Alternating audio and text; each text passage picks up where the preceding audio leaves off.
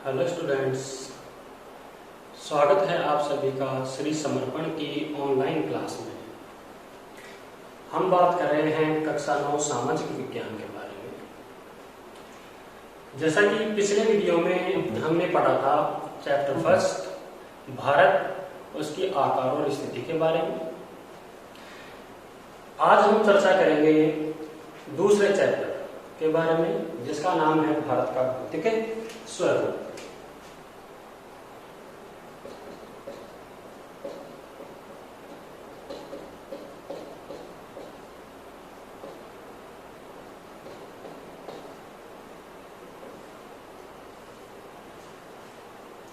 भारत के भौतिक स्वरूप में हम भारत में पाई जाने वाली विभिन्न स्थलाकृतियों के बारे में पढ़ेंगे। हम पढ़ेंगे कि हमारा जो भारत का भूभाग है, इस भारत के भूभाग में भिन्न भिन्न स्थलाकृतियां हैं। कहीं पहाड़ हैं, कहीं मैदान है, कहीं पठार है, कहीं मरुस्थल है, कहीं द्वीप समूह है, बहुत सी नदियां हैं। तो इन सब को मिलाकर जो हमारा भारत देश का भौतिक स्वरूप है, भारत की सीमाओं के अंदर जो इन्हें भौतिक स्वरूपों को समेटे हुए जो ये हमारे भारत की जो महान संस्कृति है, हम उसका अध्ययन आज करेंगे। क्योंकि भारत एक बहुत ही विशाल देश है और विशाल देश होने के कारण ही इसमें बहुत सी संस्कृति में भिन्नता अवश्य भी है। यानी कि जितना बड़ा क्षेत्र होगा, जितना बड़ा क्षेत्र होता है, उसमें उतनी ही प्रकार की अलग अलग भौतिक विशेषताएं पाई जाती हैं। तो इन्हीं भौतिक विशेषताओं में जैसे कहीं पर्वत, पठार, मैदान, मरुस्थल और द्वीप समूह हैं। तो इन द्वीप समूहों में जैसे भारत के इस भौतिक स्थलाकृतियों में हम बात करें प्रायद्वीपीय पठार की, तो भारत का जो प्रायद्वीपीय पठार है, यह विश्व का प्राचीनतम भाग माना जाता है। और इसी प्राचीनतम भाग को पहले वैज्ञानिक बहुत ही स्थिर भूभाग माना करते थे। लेकिन उसके बाद में हाल ही के कुछ सैकड़ों वर्षों में समय समय पर प्रायद्वीपीय पठार में यानी कि दक्षिण भारत में अनेक भूकंप आए हैं। जैसे कोयना भूकंप माने, लातूर भूकंप माने। तो इन भूकंपों के परिणाम स्वरूप वैज्ञानिकों ने यह मान लिया है कि भारत का जो प्रायद्वीपीय पठार है वह वास्तव में एक स्थिर भूभाग नहीं है। यानी उसमें भी समय समय पर कुछ भूगर्भीय हलचलें होती रहती हैं। उसके अलावा जैसे आप माने हिमालय और इसके मैदानी भाग की, तो हिमालय और मैदानी भाग ये क्या है कि बहुत ही नवीन भाग है। यानी कि ऐसे माना जाता है कि आज वर्तमान में जहां हिमालय है, वहां पूर्व में करोड़ों वर्ष पूर्व क्या था, 33 सागर हुआ करता था।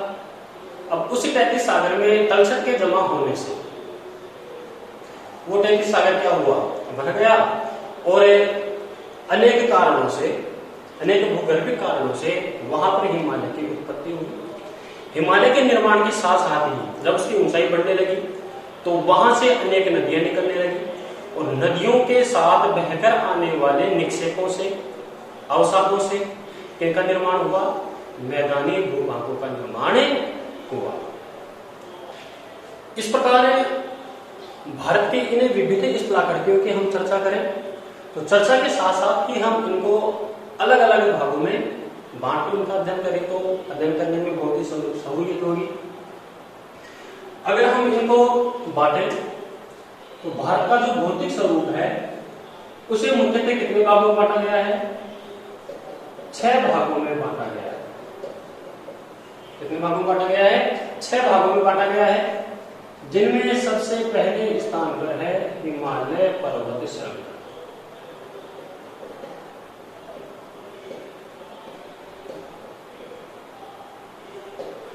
दूसरे नंबर पर आता है उत्तरी मैदान। ठीक है, हम सबसे पहले जो नवीन इसके भौतिक स्वरूप हैं उनकी चर्चा करें उसके बाद हम धीरे धीरे आगे बढ़ेंगे। और तीसरे नंबर पर आता है प्रायद्वीपीय।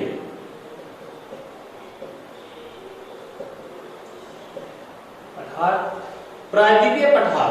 प्रायद्वीपीय पठार के बाद में हम पढ़ेंगे भारतीय मरुस्थल के बारे में।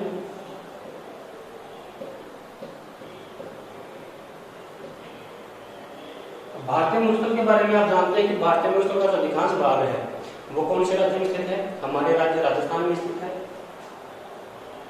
ठीक है। उसके बाद में समुद्र के सहारे जो समतल मैदान है उनको कहा जाता है तटीय मैदान। और अंत में जो छठा भाग है वो है द्वीप समूह। क्योंकि भारत का जो समीपवर्ती क्षेत्र है, प्रायद्वीपीय क्षेत्र है, इस प्रायद्वीपीय क्षेत्र के दोनों ओर एक तरफ है पश्चिमी भाग में अरब सागर, तो पूर्वी भाग में क्या है? बंगाली खाड़ी। तो इन दोनों ही सागरों में, दोनों ही भागों में अनेक छोटे छोटे द्वीप हैं। उन छोटे छोटे द्वीपों में जो अरब सागर में स्थित है उसे लक्षद्वीप कहते हैं, और जो बंगाल की खाड़ी में स्थित है उसे अंडमान निकोबार द्वीप समूह कहते हैं। ठीक है। तो यह है इसके 6 भाग: हिमालय पर्वत श्रृंखला, उत्तरी मैदान, प्रायद्वीपीय पठार, भारतीय मरुस्थल, तटीय मैदान और द्वीप समूह। तो इन 6 भागों में सबसे पहले हम अध्ययन करेंगे हिमालय पर्वत श्रृंखला का। ठीक है। सबसे पहले किसका अध्ययन करेंगे? हिमालय पर्वत श्रृंखला का। तो हिमालय पर्वत श्रृंखला अभी मैंने आपको बताया है कि किस प्रकार इसका प्रादुर्भाव हो। वैज्ञानिक ये मानते हैं कि अभी भी इसकी जो ऊंचाई है, यह विश्व की सबसे ऊंची पर्वतमाला है, ऊंची पर्वत श्रृंखला है। इसकी चोटियों पर सदा जो ऊंची ऊंची चोटियां हैं, तो इसे इन ऊंची ऊंची चोटियों पर हमेशा बर्फ जमी रहती है, और उस बर्फ से जो हिमानियां हैं उन हिमानियों से पिघलकर जो हिमालय पर्वत क्षेत्र से हमारे उत्तरी भारत की अधिकांश नदियां सदावाहिनी है, वर्ष भर बहती रहती हैं। जैसे उत्तरी भारत में विशाल मैदान का निर्माण हुआ है, वहां के लोगों को वो रोजगार प्रदान करता है, खेती के लिए पानी की उपलब्धता, उपजाऊ जमीन की उपलब्धता आदि ये फायदे हमें इन नदियों के द्वारा मिलते हैं। हम बात करें हिमालय पर्वत श्रृंखला की, तो सबसे पहले हम इसका विस्तार पढ़ें। तो हिमालय पर्वत श्रृंखला लगभग कितनी लंबाई में है? हिमालय पर्वत श्रृंखला की बात करें तो यह 2400 किलोमीटर की लंबाई में फैली हुई है। कितनी लंबाई में फैली हुई है? 2400 किलोमीटर की लंबाई में फैली हुई है। यानी पश्चिम से पूर्व तक अगर हम इसकी क्या माने पूरी लंबाई, इसकी पूरी लंबाई लगभग कितनी है? 2400 किलोमीटर है। अब बात करें इसकी चौड़ाई की, बात करें हिमालय पर्वत श्रृंखला की चौड़ाई की, तो इस पर्वत श्रृंखला की चौड़ाई कश्मीर में सर्वाधिक है। जैसे जैसे हम पूर्व की ओर चलते हैं तो अरुणाचल प्रदेश में इसकी औसत चौड़ाई केवल 150 किलोमीटर है। ठीक है। तो सर्वाधिक जो इसकी चौड़ाई है वो कश्मीर में है, और यह औसत चौड़ाई है 400 किलोमीटर। और हम बात करें अरुणाचल प्रदेश की, अरुणाचल प्रदेश में इसकी औसत चौड़ाई लगभग 150 किलोमीटर ही है। ठीक है। तो ये बात है इसकी लंबाई चौड़ाई की। जैसा कि आप जानते हैं कि जो हिमालय पर्वत श्रृंखला है यह विश्व की सबसे ऊंची पर्वत श्रृंखला है, यह विश्व की सबसे नवीनतम पर्वत श्रृंखला है। ठीक है। और यह अभी भी ऐसा माना जाता है वैज्ञानिकों के द्वारा कि इसका उत्थान बहुत ही धीमी गति से अभी भी हो रहा है, यानी कि अभी भी यह स्थिर भूभाग नहीं है, इसे अस्थिर भूभाग ही माना जाता है। अब इसकी लंबाई चौड़ाई के बाद हम बात करें इसके भागों की। अब हम इसको देशांतरी विस्तार के साथ 3 भागों में बांट सकते हैं। ठीक है। यानी कि हमें इसको अगर उत्तर से दक्षिण की ओर, इसको उत्तर से दक्षिण की ओर 3 भागों में बांट कर इसका अलग अलग अध्ययन करें। तो सबसे पहले हम बात करें इसके देशांतरी विस्तार के साथ।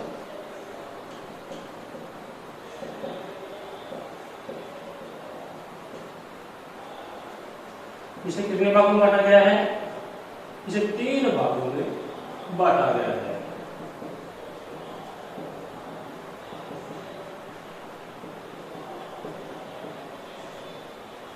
ठीक है। सबसे पहला जो भाग है, सबसे पहला और जो उत्तरी भाग है उसे कहते हैं महान हिमालय। क्या कहते हैं? महान हिमालय।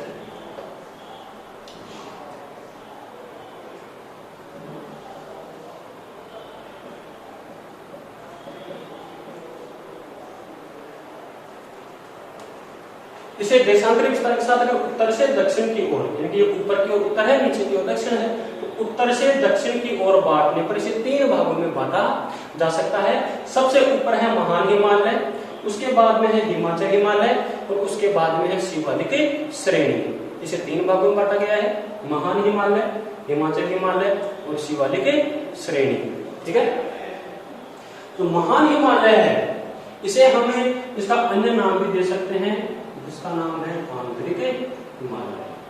क्या नाम दे सकते हैं? आंतरिक हिमालय। ठीक है। तो इसको 3 भागों में बांटा गया है। अब हम बात करें इस महान हिमालय की औसत ऊंचाई की, क्योंकि इसको उत्तर से दक्षिण की ओर बांटा गया है। तो जैसे जैसे हम उत्तर की ओर चलते हैं वैसे वैसे हिमालय की औसत ऊंचाई बढ़ती जाती है। जैसे जैसे हम दक्षिण की ओर जाते हैं हिमालय की औसत ऊंचाई कम होती जाती है। यानी कि दक्षिण की ओर जो शिवालिक श्रेणी है उसकी औसत ऊंचाई 900 से 1100 मीटर मानी जाती है, जबकि जो सबसे उत्तर का भाग है जो महान हिमालय है या उसका दूसरा नाम है आंतरिक हिमालय, वो सर्वाधिक ऊंचा भाग है और उसकी औसत ऊंचाई मानी जाती है 6000 मीटर। इसकी औसत ऊंचाई कितनी मानी जाती है? 6000 मीटर।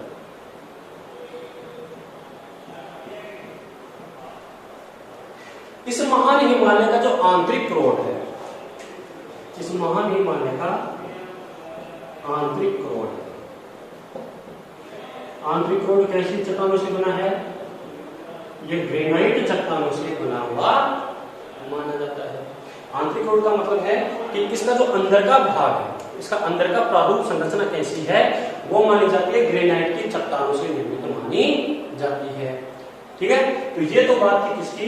महान हिमालय की। आपको पता है कि हिमालय के 3 भागों में सबसे ऊंचा भाग कौन सा है? महान हिमालय या आंतरिक हिमालय है। इसकी औसत ऊंचाई 6000 मीटर है। उसका जो आंतरिक क्रोड है वो किसका बना है? यह ग्रेनाइट का बना है। ठीक है।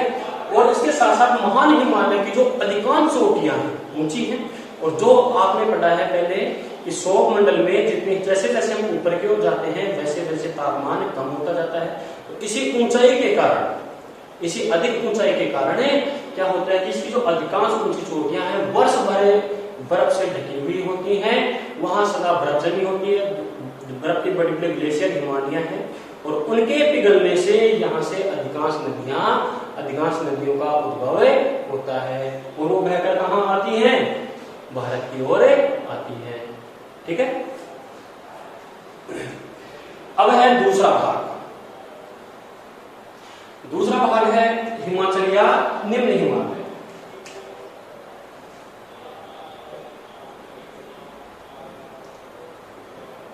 जो दूसरा भाग है मध्यवर्ती भाग, इसे हिमाचल हिमालय या निम्न हिमालय भी कहते हैं।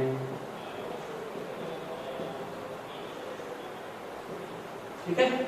ये क्या है? ये सबसे उत्तरी भाग है, यह हिमालय का सबसे उत्तरी भाग है। हिमाचल हिमालय की बात करें या मध्यवर्ती हिमालय की बात करें, जिसको निम्न हिमालय भी कहते हैं, इसे में की जो औसत ऊंचाई है, भाई आपको पता है कि जो महान हिमालय सबसे ऊंचा है, उससे नीचा इससे औसत ऊंचाई कम किसकी है? हिमाचल या निम्न हिमालय की है। और सबसे कम औसत ऊंचाई किसकी है? शिवालिक श्रेणी की है, जो कि हिमालय का दक्षिण भाग है। तो बात करें हिमाचल हिमालय की, तो हिमाचल हिमालय की जो औसत ऊंचाई है वह 3700 से, इसकी औसत ऊंचाई है 3700 से 4500 मीटर। हिमाचल हिमालय की औसत ऊंचाई कितनी है? 3700 से 4500 मीटर है। और इसकी जो औसत चौड़ाई है,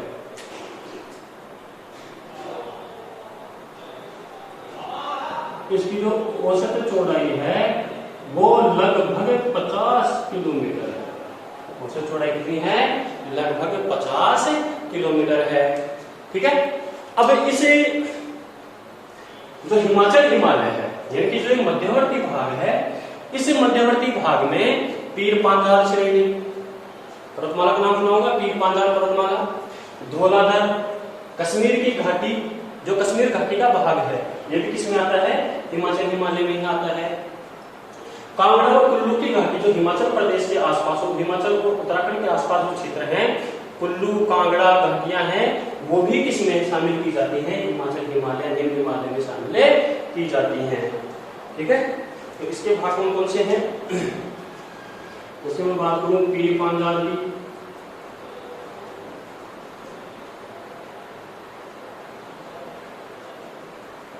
धौलाधर, कश्मीर घाटी,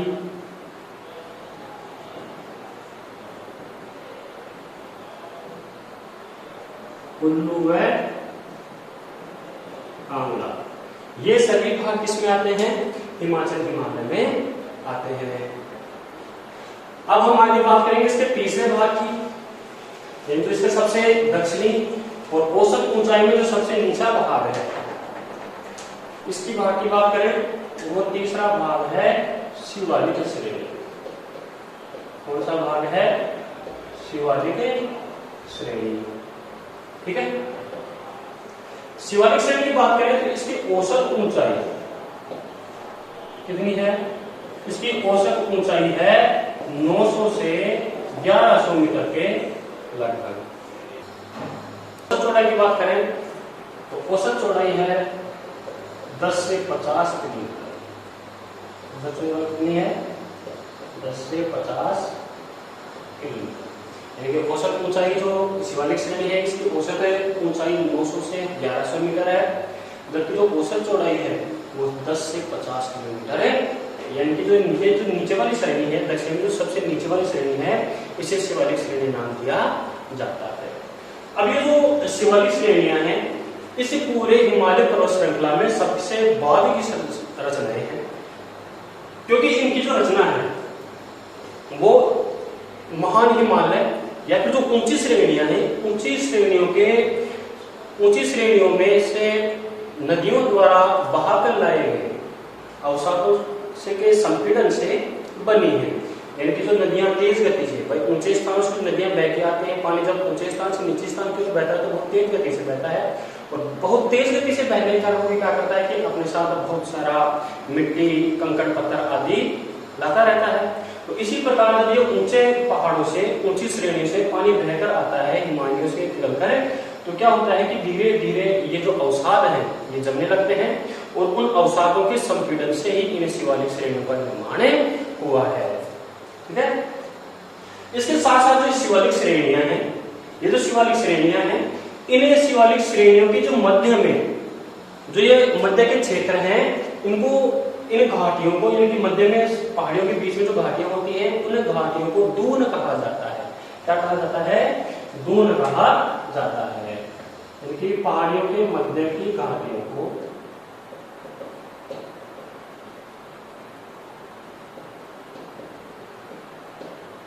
क्या कहते हैं? दून कहते हैं। ठीक है। जैसे देहरादून है, कटली दून है, ये जगहों के नाम है, और ये घाटियों में बसे हुए शहर हैं, स्थान हैं। ठीक है। ये था इसका देशांतरी विस्तार, यानी कि उत्तर से दक्षिण की ओर ऊंचाई के आधार पर इसका वर्गीकरण।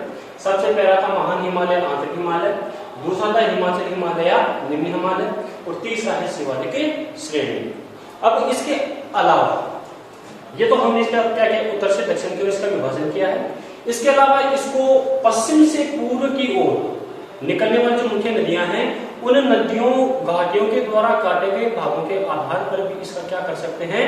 वर्गीकरण कर सकते हैं।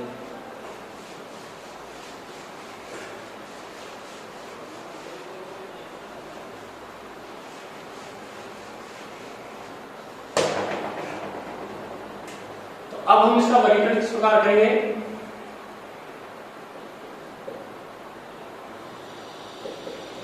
नदियों की घाटियों के आधार पर या पश्चिम से पूर्व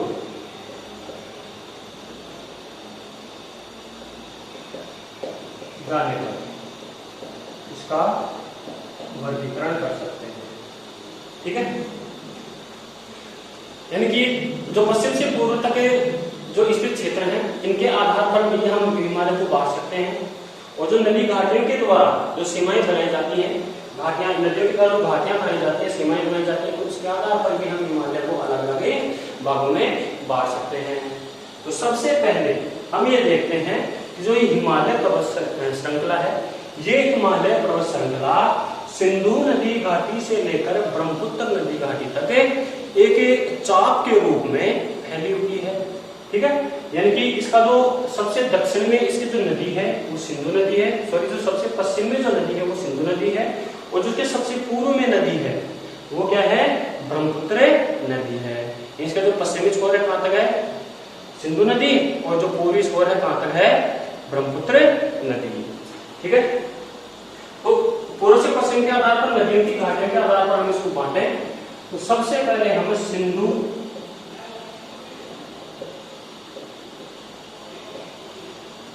सतलुज नदी, ठीक है, तो सिंधु सतलुज नदी है, इनके मध्य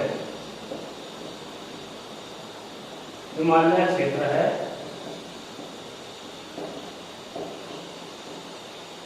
ये सबसे पहले, जैसे कि आप देख रहे हैं कि जो सिंधु नदी इसकी सबसे पश्चिमी सीमा है, सिंधु से लेकर सतलज तक ये जो भाग है, सिंधु से लेकर सतलज तक तो जो भाग है, ये जो भाग कहलाता है इसे हम कहते हैं पंजाब हिमालय।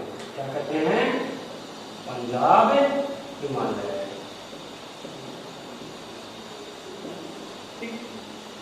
और सतलुज नदी से लेकर आगे तक जो काली नदी है उस तक इसका दूसरा भाग है। कहां तक है, सतलुज नदी से लेकर काली नदी के मध्य।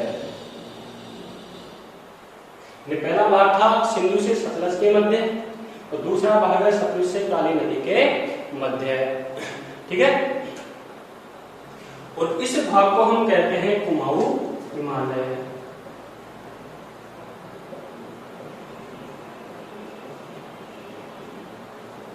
यानी कि जो हिमाचल और जो उत्तराखंड के आसपास का जो क्षेत्र है, ठीक है, और उत्तर प्रदेश में ये जो हिमालय क्षेत्र है इसको क्या नाम दिया गया है, कुमाऊं हिमालय नाम दिया गया है। ठीक है, अब उसके बाद में हम बात करें जो तीसरा भाग है इसका, तीसरा भाग है काली नदी से लेकर ब्रह्मपुत्र नदी।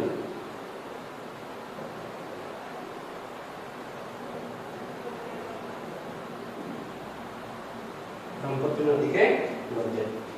देखो जो ब्रह्मपुत्र नदी है ये तिब्बत से निकलती है, कैलाश नदी के पास से निकलती है, और तिब्बत में बहती हुई बाद में क्या करती है, दक्षिण दिशा में मुड़ती है, और दक्षिणी दिशा में मुड़ने के साथ साथ ये भारत में प्रवेश करती है, और भारत में प्रवेश करके अंत में कहां चली जाती है, बंगाल की खाड़ी में चली जाती है। इसी ब्रह्मपुत्र नदी पर असम में, कौन से स्थान पर, असम में एक नदी द्वीप है, क्योंकि यह नदी क्या करती है, अपने साथ बहुत अधिक मात्रा में मिट्टी बहा लाती है। तो इस पर छोटे मोटे बहुत से नदी द्वीप हैं, लेकिन यहाँ पर असम में एक माजुली नाम से द्वीप है। इस नाम से है माजुली,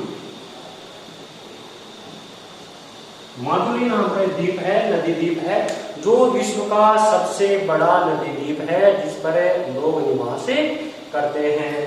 ठीक है, तो ये तीन भाग हैं, सिंधु सतलुज नदी के मध्य से हिमालय क्षेत्र है, पंजाब हिमालय कहलाता है, सतलुज और काली नदी के मध्य वो कुमाऊं हिमालय कहलाता है, तीसरा भाग है काली नदी से लेकर ब्रह्मपुत्र नदी के मध्य, ये अपेक्षाकृत कम चौड़ा भाग है। ठीक है, अपेक्षाकृत क्या है, कम चौड़ा भाग है, और यह कहां है, पूर्वोत्तर भागों में है, यानी जो पूर्वोत्तर राज्य हैं उन भागों में यह हिमालय श्रेणी स्थित है। ठीक है, इसके बाद में जो ब्रह्मपुत्र से अब देखो जो हिमालय यहाँ तक दिहांग गार्ज तक, कहाँ तक है, अरुणाचल प्रदेश के दिहांग गार्ज तक सीधा पश्चिम से पूर्व दिशा में फैला हुआ है। और दिहांग गार्ज के बाद में यह अचानक एक मोड़ लेता है और सीधा किस दिशा में मुड़ जाता है, दक्षिण दिशा में मुड़े जाता है। और यह भारतीय सीमा के सहारे सहारे फैला है। ठीक है, ये जो इसके पूर्वोत्तर राज्य हैं, नॉर्थ ईस्ट के जो राज्य हैं, 7 राज्य छोटे छोटे, तो उनमें भारतीय सीमा के सहारे सहारे ये बिल्कुल दक्षिण दिशा में जाता हुआ फैला है। ठीक है, और यहाँ पर जो मेघालय में जो पहाड़ियां हैं इसी के भाग हैं। ये गारो, खासी, जैंतिया पहाड़ियां इसी का भाग है। ठीक है, और इसके अलावा यह जो पहाड़ियां हैं, ये पूर्वांचल में पहाड़ियां हैं, यह मजबूत बलुआ पत्थरों से बनी है। किसकी बनी है, मजबूत बलुआ पत्थरों के बनी है। इसका चौथा भाग है, यह ब्रह्मपुत्र नदी के दक्षिणी भाग,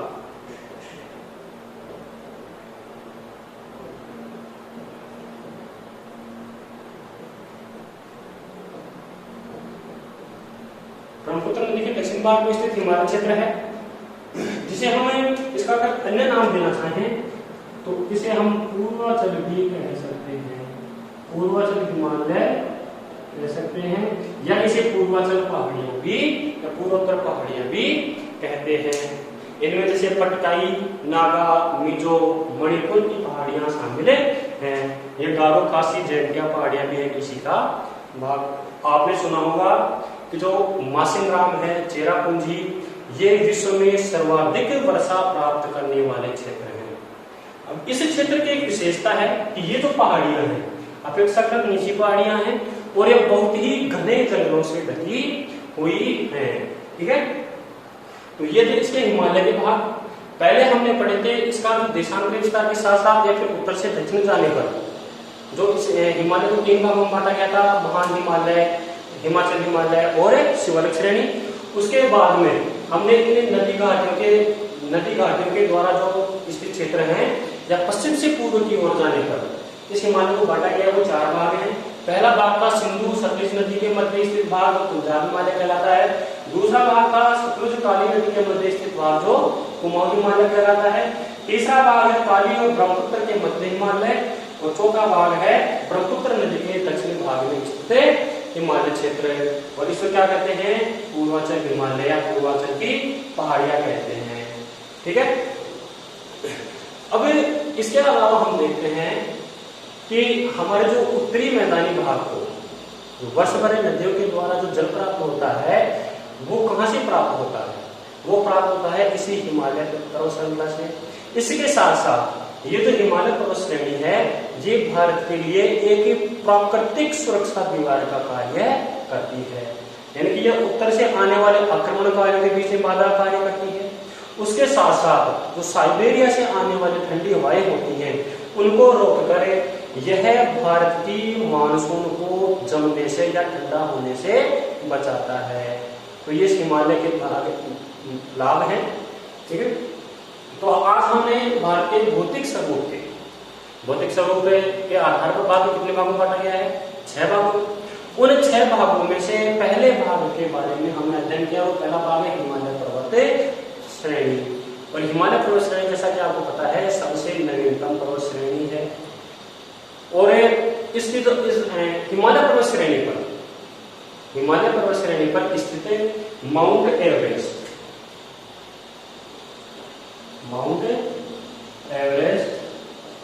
यह विश्व की सर्वाधिक ऊंची चोटी है और जिसकी ऊंचाई है 8,848 मीटर।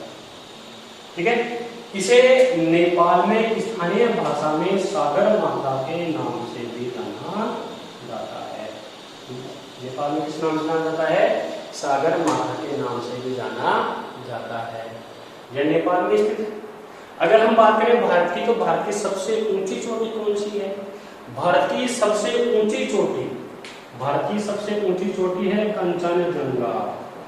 कौन सी चोटी है, कंचनजंगा, और उसकी ऊंचाई है 8,586 मीटर। ठीक है, तो ये कुछ जानकारी थी आपके लिए भारत के भौतिक स्वरूप के बारे में, हिमालय पर्वत श्रेणी के बारे में। अब आगे हम चर्चा करेंगे नेक्स्ट क्लास में, वो चर्चा करेंगे उत्तरी मैदान के बारे में, प्राकृतिक पदार्थ के बारे में, और जो शेष इसके जो भौतिक विभाग हैं उनके बारे में हम आगे चर्चा करेंगे। Thank you.